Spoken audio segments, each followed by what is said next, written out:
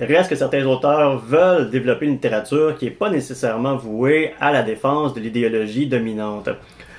Évidemment, au début du 20e siècle, les infrastructures pour la diffusion de la littérature sont pas importantes, donc c'est difficile de promouvoir des idées autres que celles qui sont dominantes,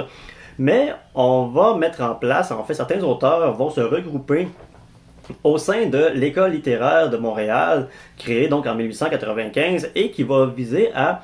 promouvoir une littérature plus moderne, plus calquée en fait sur ce qui se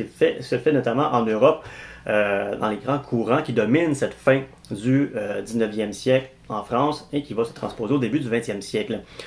Bref, l'École littéraire de Montréal, oui, c'est un lieu de partage, de diffusion, de débat d'idées aussi qui cherche à faire une littérature différente.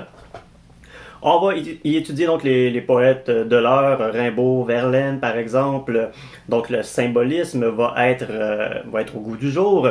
On va aussi étudier par exemple les Parnassiens pour qui l'art, donc faire l'art pour l'art, c'est-à-dire que la forme doit primer sur le fond. Donc on va échanger sur cette littérature qui